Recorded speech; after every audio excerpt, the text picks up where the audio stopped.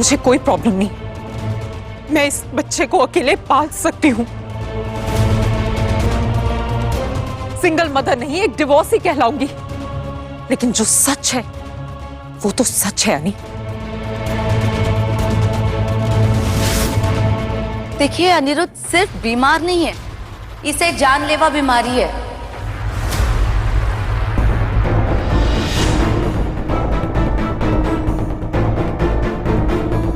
क्या बोले जा रही है ये?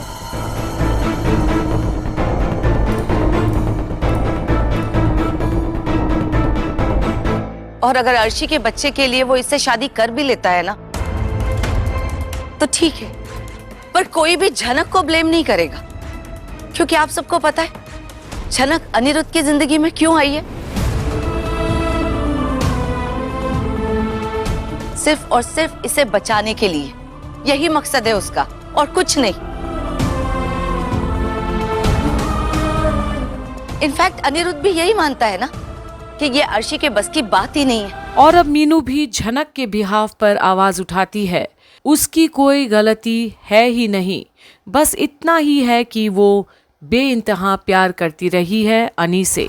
खैर, मेरा आप सबसे बस यही कहना है कि आप अनिरुद्ध का ख्याल रखिए, इसे खुश रखिए, इसे प्रॉपर ट्रीटमेंट दीजिए ताकि वो और जिंदा रह सके।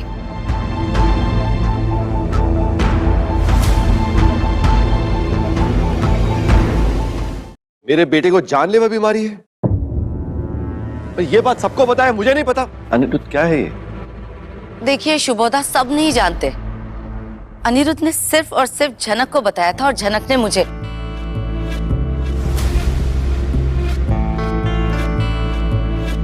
अनी, आखिर तुम्हें हुआ क्या है बेटा? देखिए प्लीज आज ये सारी बातें रहने देते हैं।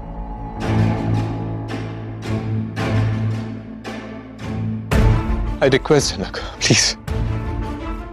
अनी ये सब क्या है? तुम अपनी बीमारी के बारे में झनक को बता सकते हो, हमें नहीं? हमें भी जानने का हक है। अनी मेरे होने वाले बच्चे के बाप हो तुम, तुम्हारे लिए बचना जरूरी है। ये क्या बीमारी है जिसका कोई इलाज? प्लीज कूल डाउन, ये स्ट्रेस तुम्हें लेने की कोई जरूरत नहीं है। Cool down please. मैं भी वही कह रहा हूं, मैं तुम्हारी जिम्मेदारी उठाऊंगा, तुम्हारी हर जरूरत पूरी कर दूंगा मैं, ठीक है?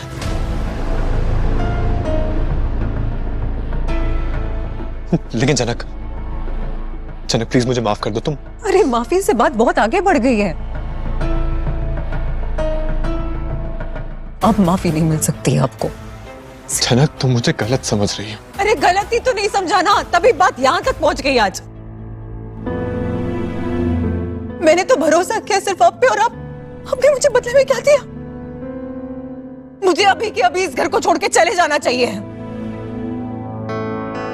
और मैं जाऊंगी, लेकिन कल वापस भी आऊंगी, क्योंकि अधूरा काम जो पूरा करना है मुझे।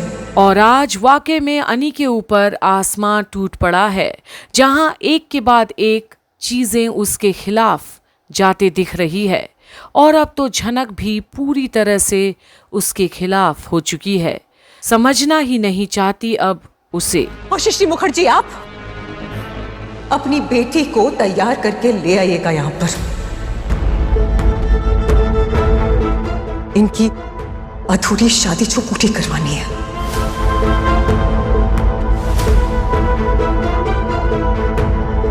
सब तुम्हारे कहने से होगा क्या? जी हाँ, मेरे कहने से होगा, क्योंकि आज की दुल्हन मैं हूं। मैं अपनी जगह छोड़ रही हूं, इसलिए आपकी बेटी मेरी जगह ले पा रही है, और मैं इतनी आसानी से सब कुछ छोड़ के जा रही हूं, इसलिए इन्हें ये औहदा, ये पोजीशन मिल रही है मेरी वजह से। एहसान कर रही हो मुझ पे? दया कर रही हो झनक? नहीं, दया आप मुझ पे कीजिएगा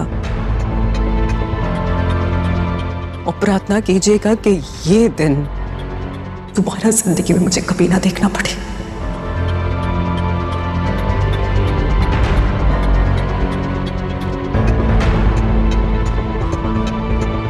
मैं तुमसे कुछ कहना चाहता हूँ जनक। आदित्य प्लीज, अभी मैं कुछ नहीं सुन सकती, हिम्मत नहीं है मेरे। जनक लिसन, मैं बस इतना बता दो कि तुम कोलकाता छोड़ के तो नहीं जाओगी ना? क्यों? ताकि आपके और अर्शी दीदी के बच्चे के डायपर चेंज कर सकूं मैं।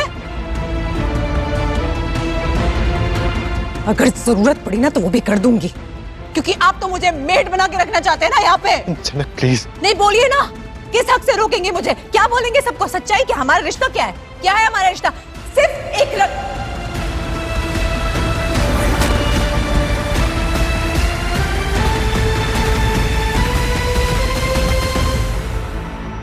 बोलते हुए भी शर्म आ रही है मुझे, क्योंकि ऐसे शब्द इस्तेमाल करके खुद को बेइज्जत नहीं करना चाहती, क्योंकि वो कमी तो आप पूरी कर देते हैं ना। और आज झनक इतनी दुखी हो गई है कि अब उसे चीट किया गया है ऐसा लगता है उसे।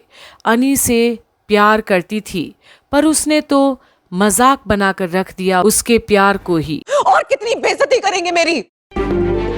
आपने कसम खाई है ना कि जब तक जनक को पूरी तरीके से बर्बाद नहीं कर देता मैं नहीं छोड़ूंगा इसे, है ना? यही चाहते थे ना आप? आप बीमार हैं, मैं आपकी तकलीफें और नहीं बढ़ाना चाहती हूँ।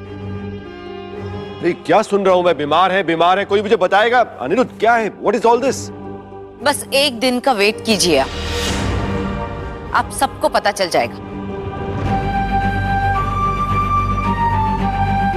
देखो, किसी को ये बात पता करने की जरूरत नहीं है, प्लीज। ये बात मैं बताऊंगी, ये जिम्मेदारी है मेरी कि सबके सामने मैं सच लाऊं, और लाऊंगी मैं, लेकिन आज नहीं, शादी हो जाने के बाद।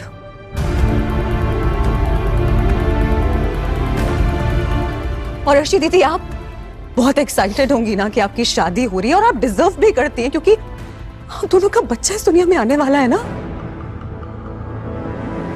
लेकिन एक रिक्वेस्ट कर रही हूं कि इनकी बीमारी के बारे में जानने के बाद फिर से इन्हें छोड़ के मत भाग जाइएगा।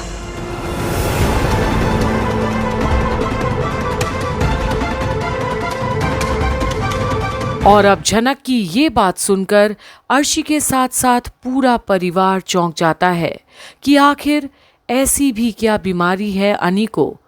पर वहीं अब दादी पूछ बैठती है, हमारा पोता बीमार है, सबको ये बात पता है, और शिव हमें नहीं पता? मुझे भी समझ नहीं आ रहा क्या हो रहा है यहाँ। थामी, कुछ नहीं है। ये लड़की ना बकवास कर रही है। अपनी ये बकवास बंद करो झनक, और मेरे लिए कोई भी दया दिखाने की जरूरत नहीं है तुम्हें। जनक मुझे माफ कर दो, बस इतना जान लो कि मैंने कभी तुम्हें धोखा नहीं दिया है। मैंने हमेशा तुम्हारा भला चाहा है जनक। सिर्फ आप ही तो भला चाहते हैं इस पूरी दुनिया में। इतना भला चाहते हैं कि मेरे संगीत के दिन मुझे पता चला कि मेरे होने वाले पति के बच्चे की मां कोई और बनने वाली है।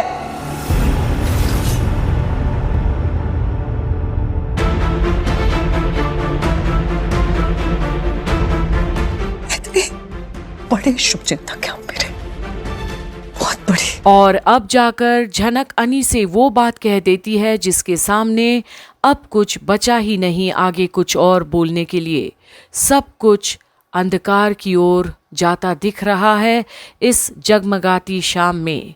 अनी और झनक के अंदर कुछ बचा ही नहीं, अब सब कुछ खोखला लगने लगा है अचानक से। उनका एक दूसरे के लिए प्यार भी। और सभी देखते रह जाते हैं कि आखिर झनक वो सब कैसे जानती है जिसकी खबर उन्हें नहीं, और फिर क्यों?